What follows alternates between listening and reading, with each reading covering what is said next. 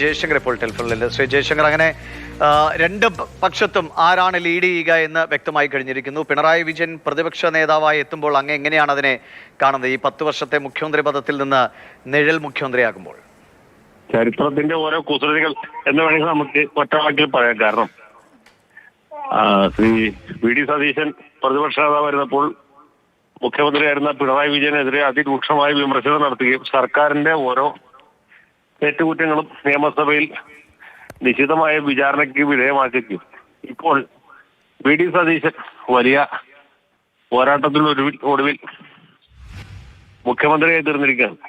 മറിച്ച് സർവശക്തനായിരുന്ന പിണറായി വിജയൻ ഇപ്പോൾ പ്രതിപക്ഷ നേതാവായി തീർന്നിരിക്കുന്നു. അപ്പോൾ അതേ ഉത്തരവാദിത്വം കൂടുതൽ രൂക്ഷമായിട്ടും കൂടുതൽ കാര്യക്ഷമമായിട്ടും പുതിയ പ്രതിപക്ഷ നേതാവിന് നിറവേറ്റാൻ കഴിയട്ടെ എന്നാണ് നമ്മുടെയൊക്കെ ആഗ്രഹവും പ്രതീക്ഷ. ഒരു പോസിറ്റീവ് രാഷ്ട്രീയം ഉണ്ടാകുമോ, അതോ പോരടിക്കാനുള്ള ഒരു വേദിയായി മാറാനാണോ സാധ്യത കൂടുതൽ? അങ്ങേക്ക് എന്ത് തോന്നുന്നു? പോരടിക്കാനുള്ള വേദിയായി മാറാനാണ് സാധ്യത. പക്ഷെ സർക്കാരിന്റെ ആ ഗുണദോഷ നിരൂപണം നടത്താനുള്ള ഒരു വേദിയാണല്ലോ നിയമസഭ. അപ്പൊ അതുകൊണ്ട് സ്വാഭാവികമായിട്ടും പൊരിഞ്ഞ പോരാട്ടം തന്നെ നമുക്ക് പ്രതീക്ഷിക്കാം. വീണ്ടും CPM-ൽ നിന്നും പിണറായി തന്നെ തിരഞ്ഞെടുക്കപ്പെടുമ്പോഴാണ്, അതായത് പിണറായി പ്രതിപക്ഷ നേതാവ് ആകരുത് എന്ന് CPI-ൽ നിന്നൊക്കെ അങ്ങനെ ഒരു വാദം ഉയർന്നു വന്നു എന്നുള്ള വിവരങ്ങൾ പുറത്തേക്ക് വന്നിരുന്നു. അപ്പോൾ വീണ്ടും നയിക്കാൻ പിണറായിയെ തന്നെ തിരഞ്ഞെടുക്കുമ്പോൾ അത് ഇടതുമുന്നണിയിൽ എങ്ങനെയായിരിക്കും അതിന്റെ ഒരു പ്രതിഫലനം ഉണ്ടാവുക എന്നാണ് അങ്ങ് കരുതുന്നത്?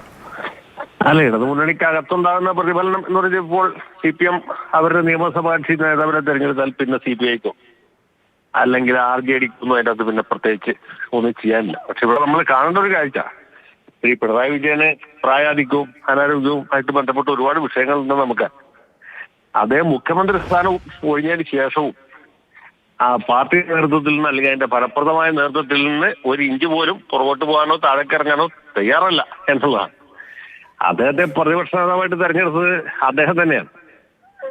അദ്ദേഹത്തിന്റെ തിരുവിഷ്ടത്തിന് എതിര് പറയാനായിട്ട് ആ പാർട്ടിക്കകത്ത് ഒരാളും ഇല്ല.